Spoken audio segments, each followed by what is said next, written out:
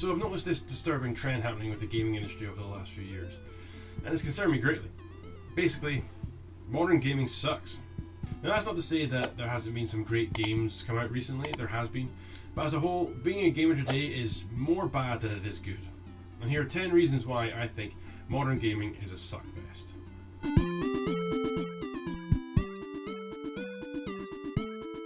On average, you're going to pay a minimum of £50 or $60 for a game that's released today, not including any special editions which could run you into the hundreds. But only 20 years ago, you wouldn't pay more than £30 or $40 for a game. Now, on the surface, that doesn't seem like a huge difference, especially when you account for inflation. But when you bought that game, you got so much more. You got the whole box, you got a guide which usually included artwork, interviews, a manual which showed how the game worked, and you had the box and the CDs itself. Today, when you buy a game, you get the digital install, and that's about it. Now, I don't think game developers, in my opinion, are putting in any less effort than they did before, but you're getting much less as a product. And I see only the trend going upwards, so there seems to be a goal to get a $70 minimum game for next gen titles, and in the near future I expect that price to rise exponentially greater than the rise in the quality that you're getting.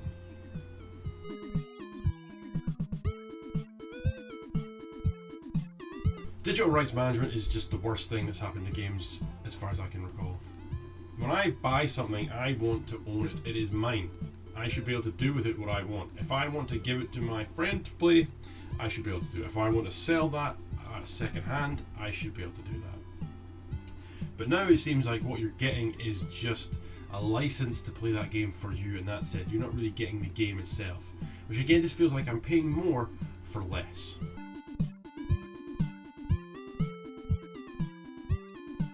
Having to pay for content which I've already purchased is bordering on criminal. Asking me to pay real money for content which is already in the game, it's just been locked behind a paywall, is just a horrible practice. The principle behind turning your customer into just an endless supply of cash is just awful. And developers like EA have pioneered this through games like FIFA and Madden and other sports related titles. But gamers don't really have themselves to blame for allowing this to happen and going along and paying for the titles and paying for these microtransactions. The only time I see microtransactions being good and the only time I'll ever use them is if the game is free or very cheap and it's really, really good. In that case, I might throw the developer some money to say a job well done. Now, in the same vein, but even worse practice, is loot boxes. Random drops of digital worthless shit that really has no bearing on anything. If you think of them as equivalent of like card packs you'd get for Pokemon or football or whatever. Now, you don't know what you're going to get, and you pay money for that, but at least you get something in it. You've physically got something. With loot boxes, you don't have anything, and the chances of getting these high rare items get into the fractional percentages.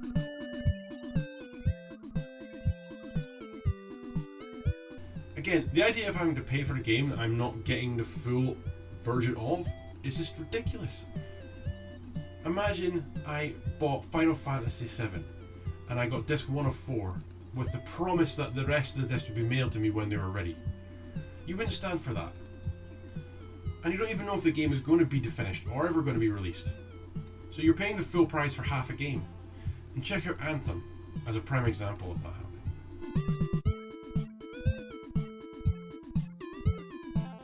Self-inflicted wound for gamers here. Allowing mobile versions of full console/PC games to be ported over to mobile is just awful. Usually cheap, low-budget, copy and paste versions of the original, which don't cost the developer very much, but end up bringing in billions of dollars of revenue for them. Again, we've allowed this to happen, so no wonder less and less money and effort is spent on AAA titles when they could bang out a piece of shit like Call of Duty Mobile, which in 1 month alone raked in $31 million in revenue. If this trend continues, full games will be a thing of the past.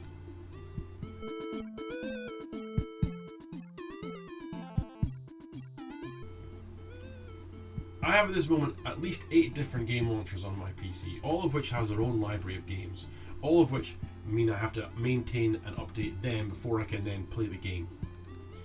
Now, these are just a smokescreen to gather data from you that they can market and sell. also forces you to be online all the time if you want to play.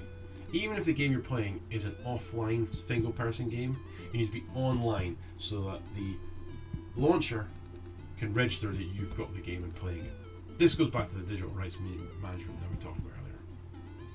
And in theory, I'm fine with them collecting data about my playing experience and to make the games better or fix bugs. But if I go offline, that should be a fuck you to them that I can still play my game.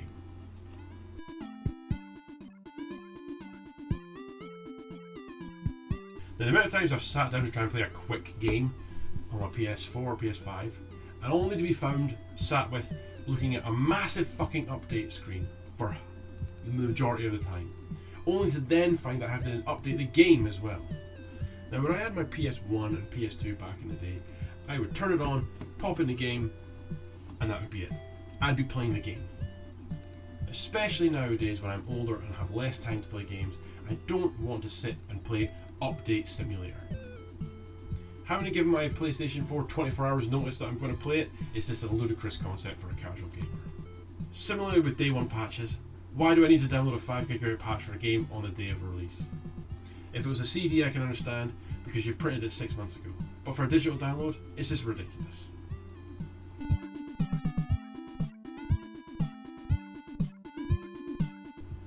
Now this one really hurts. One of the things I loved most about gaming when I was a child was taking my games over to my friends' houses or having them come to my house and we'd play together in the same room. With this, it's an atmosphere that cannot be replicated through an online-only gaming. We used to grab all our PC equipment up, bundle it up in our cars, take it over to our friends' houses, hook them all up in a LAN and play all night. And those are some of my favourite memories. Playing online now using TeamSpeak or Teams or whatever to communicate, this doesn't have the same feel.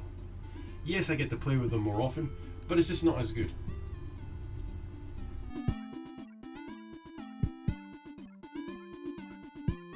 Quite a lot of game developers have basically become creatively bankrupt. And instead of coming up with new ideas, they're just putting out zero effort remakes and remasters of their original hits. The Last of Us, for example. The original game was a masterpiece. The second game in the series, not such a great experience. Now, what does Naughty Dog do? Maybe you would think they would come up with a third installment in the title that fixed the problems of the second one. No.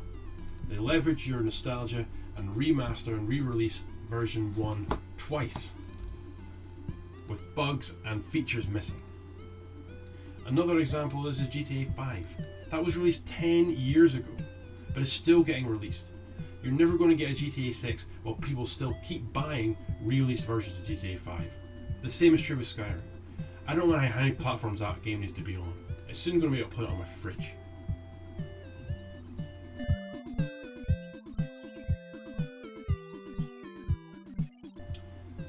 Redfall, Cyberpunk. Two massive games that were released which were basically unplayable. Redfall's release is actually the motivator behind this video. Huge titles at full price which don't work. Cyberpunk is nearly 3 years old at this point and it still doesn't really work. Would you accept that from any other industry? If you bought a car which didn't work, no, you would never go back to that manufacturer again. Basically, all these issues boil down to the shift in focus for game development over the last 20-30 years. The games industry used to be quite small and niche, and only people who really played them were younger players who didn't have much money. But now as those gamers have grown up and they've gotten more money, developers have started to find new and devious ways of parting us with our cash. And it was slow at first, but it's got to the point where gamers aren't even seen as a customer anymore. They're just an endless source of revenue, and that's it. You're just a big walking wallet to these people. And they're pushing the boundaries over and over again of what you will get away with. Because they know we love gaming. Now I feel sorry for anyone who has grown up with this being the norm and didn't get to experience what I consider the heyday of gaming. Now I don't believe for a second that any developer wants to put out a piece of shit, but I do believe that they're willing to put out shit much, much more than they used to be. The idea that they will get away with putting out a piece of crap is just beggars belief. This is why I'll never ever pre-purchase a game again, and I don't think anybody else should. Giving a developer money before they've even given you the product is just a recipe for them producing crap. Look at Star Citizen. That game has been being released for years. The game itself now is basically just a Kickstarter campaign. That's their entire business model. just keep asking for more and more money, and people keep giving them it. If you want to be treated like that, that's fine. I need to treat myself with a little bit more respect. I need to put myself first, because nobody else will. So, if you believe that what I do and that modern gaming is going down the wrong path, that we really need to step in and fix it now. The only way to do that is to fix it with your wallet. Don't pre-order games. Don't use microtransactions. Don't use the mobile versions of the game. Maybe I'm wrong. I quite often am. But in this instance, I feel like I'm right. If you agree with me, let me know. If you don't, also let me know. Until I can next be bothered putting out a video, speak to you later.